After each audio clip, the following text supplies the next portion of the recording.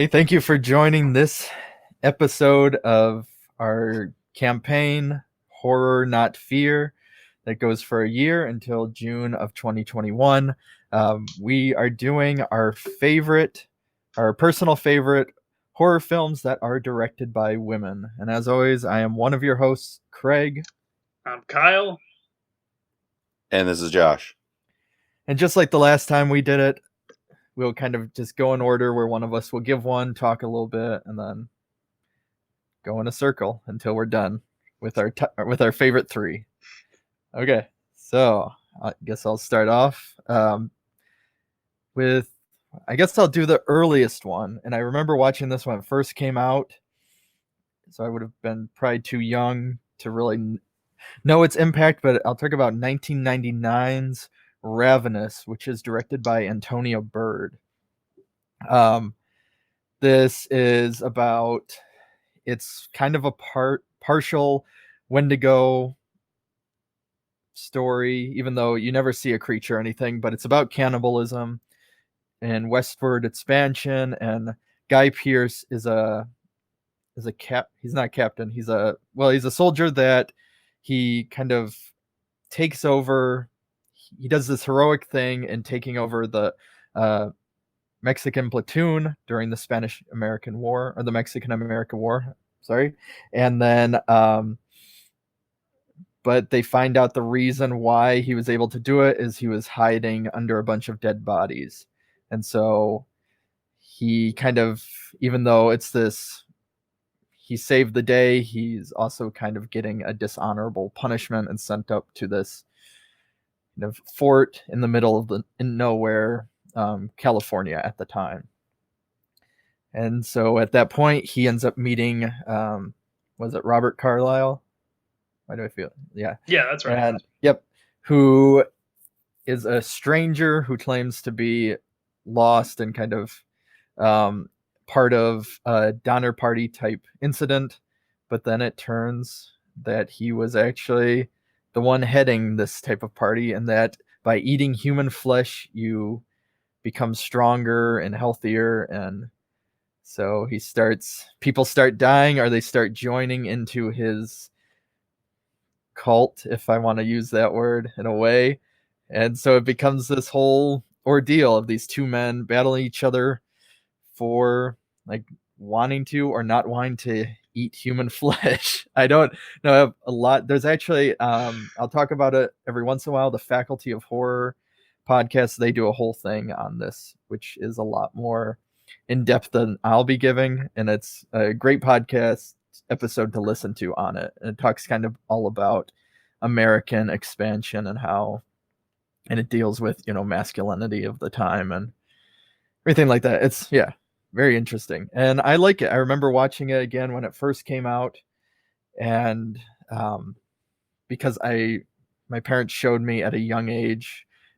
I like the guy, Robert Carlyle, who was Bigby in Trainspotting, and which, and I think at that same time he was a villain in one of the James Bond movies, and he was kind of in all of these films. But I think Antonia Bird does an amazing job, and I know he was actually really fighting for her, that they wanted to they wanted to hire a male director.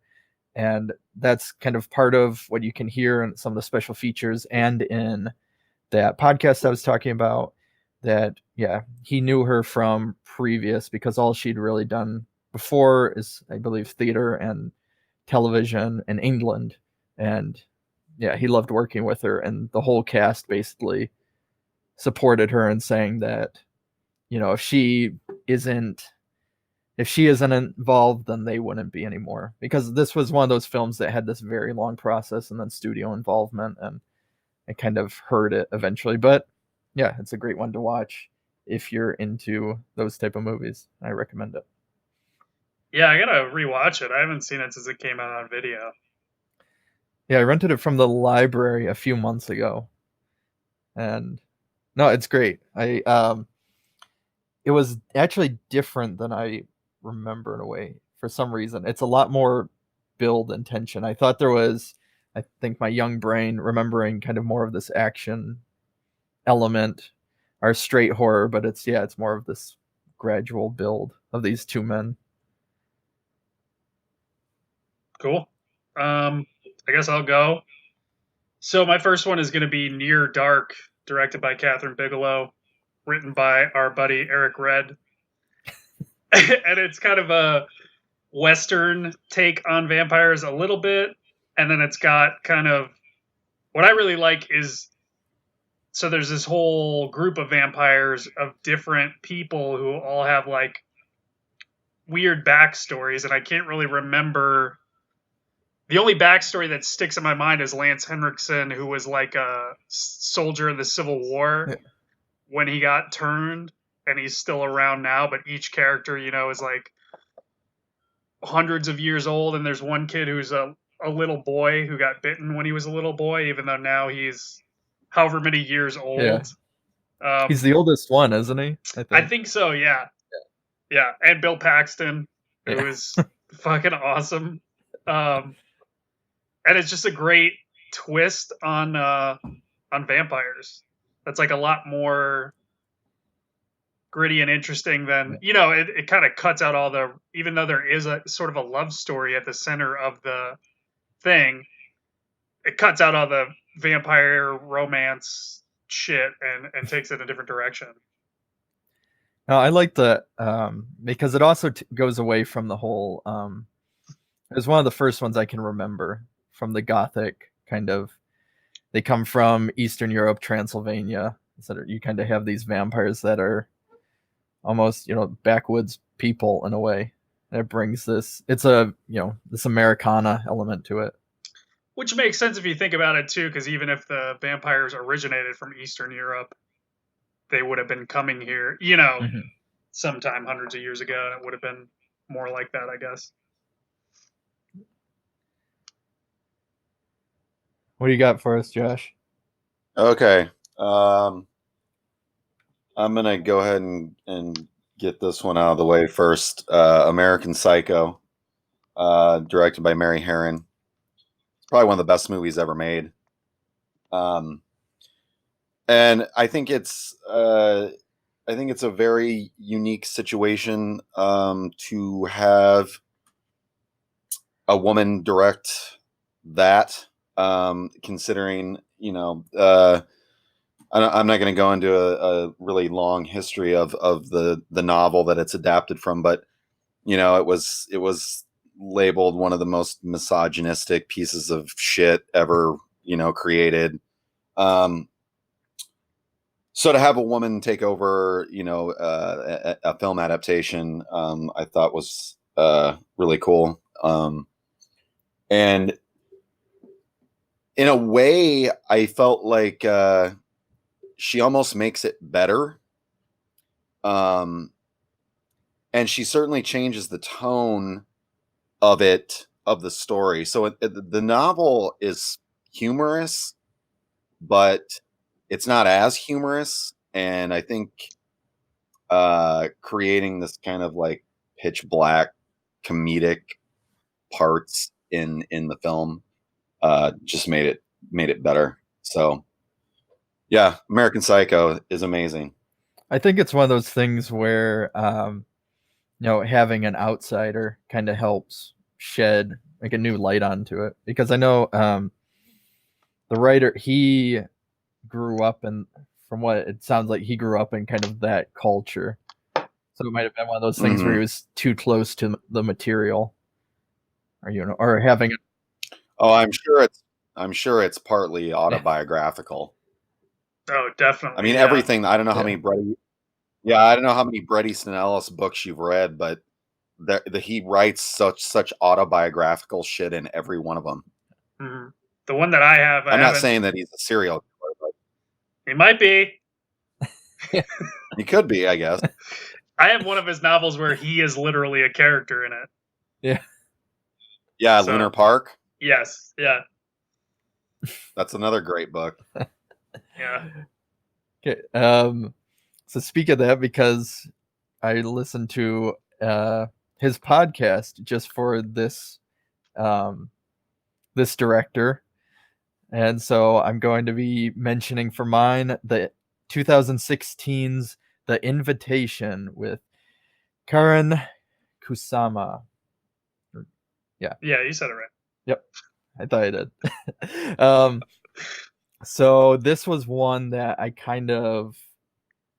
guess I slept on for the beginning because you see that one, and there's a bunch that always come out like that, and I kind of felt the same way. We've talked about The Guest in prior episodes, but where you see either the poster or you see the title, and there's so many that have that name, never, and so I didn't think anything of it, and then finally I heard it recommended a bunch of times. I decided to check it out, and it's one that I know people probably will argue, maybe Josh can bring up, that it isn't a horror film, but I think it is.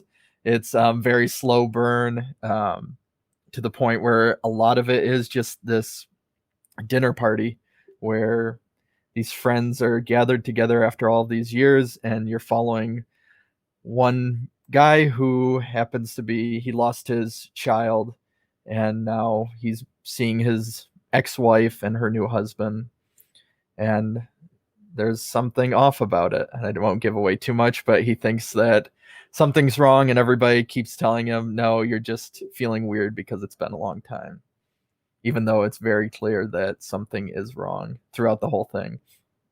But is he or is he not just crazy? That's all I'll give because I don't want to spoil it. It's great. It's a nice build, and she also directed. She's probably more famous because of its budget and its notoriety of Jennifer's Body, but I prefer this a lot more. And no, I think The Invitation's great, and it. Why can't I think of his name now? The main actor, Logan Marshall Green. Yes, because I saw him in. I didn't really ever think much of him. Then I saw him in Upgrade. I liked him, and then watching this, he's one of those people that I really look for now just because of that. And yeah, if you kind of want something that you're willing to sit through the slow burn, and there's this kind of theatrical intimacy almost in a way, yeah, check it out. Yeah, it's freaking great. I watched it because Craig told me to. But yeah, I think it's really underrated. Yeah, and I wrote these down, some of the quotes from that. That's why. So she talks about how she kind of sees herself from here on out always being an indie filmmaker, which was kind of cool to hear. But she's also attached to be the director of Blumhouse's Dracula. Ooh. Yeah. And then she mentioned, which I thought was good to hear, and going into the film industry, a lot of people assume you have to get invested, and you have to enjoy it and love it. But I know a ton of people that that's all they do within their entire life, and think then you get these scripts that come out very much like a film, are writing dialogue from a movie instead of. I think that's what I'm trying to say.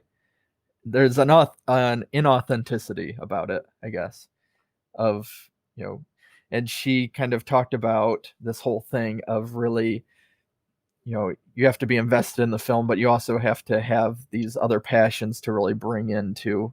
That's how you can make a film authentic and make it personal and make people connect better, is you have to bring your other passions into it and have your other life be brought into it. And I thought that was cool listening to it. So if you watch any of her interviews, she's pretty intelligent about how she speaks, a lot more than me trying to say this right now and trying to paraphrase an hour's worth of interviews. She's great. She also did the Destroyer with Nicole Kidman, which was pretty good.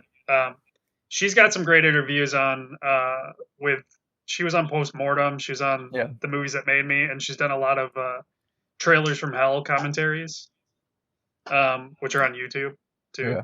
Yeah. Is it me next? Yeah. Okay. So my next one is Raw by Julia Ducournay. She's French. I don't know. Yeah, I think it's French. Yeah. I'm pretty sure she's French. and I think it was 2017. Yes. I feel like that was it. I think that's right. If not, it's 2016. You can complain to us in the comments yes. if Kyle's wrong.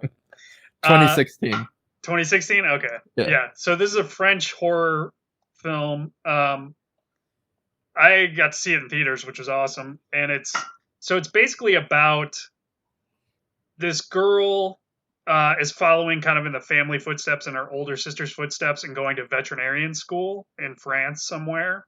And that's the seed of the story, but then it really becomes about cannibalism tied kind of with her like blossoming sexuality. And her older sister has kind of been like, dabbling in stuff. It's like she's trying to keep up with her older sister. And finds out what's really going on. It's fucking great though. It's so good. I think it's one of the best female directed horror films I've seen in recent years that is, obviously female centric. It's like you could make a film. They could just direct a film. Like Near Dark is great, but it's also not necessarily geared towards a woman's point of view or anything per se. But this is, and it's fantastic. The acting is amazing, and it's also great. Like I love stuff like this. It's a good one to go in cold because I went in cold, not really knowing what it's going to be about. So it works just as an interesting drama before the genre elements really come in and kind of take it to another direction. So yeah, go check it out. I still have not watched it. It's been on my list for the longest time, and I think because of the material, I'm always a little hesitant to watch it at whatever time I see it. I'm like, I don't know if I want to sit through this yet. You would like it. It's not particularly like gory or anything. I mean, to me, it's one of those good ones. I mean, it's one of the ones people could definitely try to call elevated horror or whatever. But I mean, that's just to say it works as a drama as well. Yeah. Okay. So, the next thing I'm going to mention is Slumber Party Massacre. Amy Holden Jones.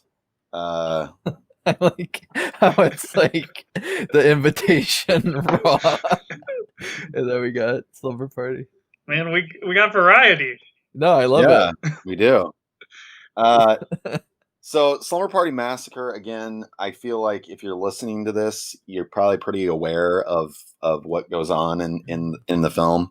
I think having Amy Holden Jones direct this movie was kind of an odd choice, especially in 1982. It's a slasher film with obviously the killer is going to be a man, and he's going to stalk and murder women. So I think, especially in 82, having a woman kind of handle, especially directing something like that, was definitely not normal. And it's like, it's funny things like I'm just looking at the DVD art or whatever, and you got the guy standing in front of these three chicks who are all cowering down on the floor with a massive drill penis right in plain view. I mean, it's just fucking hilarious. And then knowing, that a woman was in charge of making it, it's fucking awesome. So, yeah, I don't think we really need to get into a bunch of plot stuff and with Slumber Party Massacre, but yeah, it's amazing. The irony of that movie too is it's probably out of all like those 80s slashers, one of the most misogynistic ones. I think. I mean, it is, and it's like she's doing it on purpose. Yeah. It's like I want to see how misogynistic I can get, which is funny. Yeah. Well, which begs the question: is it misogynistic if a woman is doing it? I don't know. Yeah, I know. It's fun. It is. It's like, yeah. Does that count? The drill always reminds me of a Body Double. Oh yeah. Yeah. I think that was clearly inspiration of some sort. Okay, so my last one on our list is I'm going to go with 2017's Prevenge. This is directed by Alice Lowe, who she's famous in England for she came up with like the Garth Marenghi, Mighty Boosh, all these kind of weird sketch comedy groups. She has cameos in some of Edgar Wright's stuff, such as I don't know, the one that might be the most notable is she's the was it in Hot Fuzz? She does the announcements over in the grocery store, and yeah, she was just and she ended up working and writing a script for Ben Wheatley called Sightseers that she co-wrote that I loved, and it's a black comedy that is very British and dry in that terms about kind of these two people going on a road trip around England, and they're also serial killers in a way, and it's dealing with their relationship, and it's hilarious, and then also has some good kind of frights as well. But Prevenge, she wrote when she was almost ready to give birth, or she wrote it prior during her pregnancy, but she filmed it right before she gave birth, and it's about a woman whose husband dies in a rock climbing accident, and she believes that her child is telling her to get revenge on the people that killed him. And so she's going to find all of the people that what ends up happening is you find out that during the rock climbing, it was one of those instances where he kind of was falling and they're all tied together, and it was either basically cut the cord killing him, or the whole group falls. And so that's what happens, and she goes on this whole journey, and it's great. Again, it has some hilarious laugh out loud moments, but then also has kind of the drama and the horror elements of it that work really well. And I think especially the fact that she was pregnant when she filmed it and almost ready to give birth, and yeah, just in general, and it really deals kind of with the anxieties of motherhood, and there's a lot behind it. And I believe it's a Shudder exclusive. So if you have that, check it out. So normally with those, then it goes over to Amazon Prime too. I know after a little bit, but yeah, definitely check it out if you're ready for some dry British comedy. Who isn't always? Yeah. All right, so my last one is Satanic Panic, 2019, directed by Chelsea Stardust. And I think it's the best horror comedy I've seen in the last couple years or whatever. Super fucking hilarious. I feel like we've discussed it I think I brought it up on the best of. Yeah. Jerry O'Connell's cameo is amazing. You have the Kildo thing. Yeah. You just got a lot of ridiculous stuff. AJ Bowen probably does his best role ever. Dude, and Rebecca Romaine Stamos too. Yeah. She's hilarious when she calls him and just it's like totally dry, but she's like, yeah, I just want your body. Just come over right now. Yeah. Yeah, it's great. It's super fun. That's all I got. Yeah. Check it out. Yeah, that Jerry O'Connell shit was like, I fucking lost it when I saw that. That's great writing too, of like, yeah, you're a virgin, like, but let's fix that right now. Oh, it's so good. Yeah. So for my final one, I'm gonna highlight a movie that everyone fucking hates, which is bullshit. And that film is Nightmare on Elm Street Part 6, Freddy's Dead. So everyone hates this movie. And that's the wrong way to think about Freddy's Dead. I understand, people are going to bitch and complain and cry that, from the first movie to this movie, the character just turns into a comedian. And this film is definitely funny. And the comedy bits just, I mean, it's to the point where I should say the director's name. It's Rachel Talalay. But you can tell that she is well aware of what she's doing, and she's almost doing it to the point of absurdity, I would say, in Freddy's Dead. Is that the one with the? Is that the one with the video game? With what? Death? Yeah. Okay, good. I can't. Yep. Okay. Yeah. So, yeah, with Breckin Meyer. Yeah.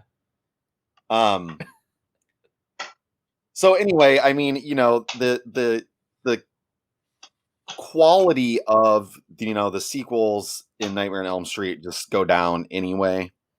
And honestly, at the point where we get to the 6th fucking movie, she's embracing it. She's not holding anything back. So, it's not a horror film at all. It at that point, it is just, Robert Englund is a fucking stand-up comedian. But hey, you know what? It works. It's got Alice Cooper and got Alice Cooper. Yeah, and Yaphet Kotto, and it's got. I think the opening is kind of awesome. Like it's got Johnny Depp. Oh yeah, it does. Yeah. I forgot he comes back to do the "This is your brain on drugs" part. Yeah, and he literally, I mean, he had to go and shoot that. So. But we also have Tom Arnold. We also have Roseanne Barr. Yeah. I feel like there's more cameos that we're forgetting too, but I don't know. Yeah. I don't know. I think we got them all. I mean, I've seen the film hundreds of times, so well, I think we got them all. The one girl, who turns out to be Freddy's daughter, Lisa Zane, that's Billy Zane's sister. Sure is. Everything, all roads lead back to Billy Zane. Fuck yeah. That's why we're going to have our Billy Zane only episode. Where we just work. What is even? Well, he's in Critters. Yeah, he's in Dark Knight, Critters, and then The Phantom. Yeah. He's also in. Isn't he in every one of the Back to the Future films? Yeah, he is. He's one of the. Yeah, just the. One he's one of Biff's gang thug guys. Yeah, and you don't even know it's him. Yeah. He does a lot of theater in Chicago now or something. Yeah, I was gonna say when you brought him up Isn't he from Chicago? He is. I was gonna when you brought him up on the other episode. So when I worked downtown at the nightclubs and bars and stuff, people I worked with would always tell me Billy Zane stories, like when they saw him at bars late at night or whatever. Yeah, I never saw him. Oh. But you should go try and find him. He's out there somewhere. Yeah. Do we have? I have like 2 honorable mentions. Okay, throw them out. I had too many picks. Tigers Are Not Afraid by Issa Lopez, which is a good kind of like Pan's Labyrinth-ish, kind of like a dark fantasy thing. And then Culture Shock by Josh's favorite Gigi Guerrero from the Swiffer commercials. Yeah. I think it's Swiffer. She's awesome.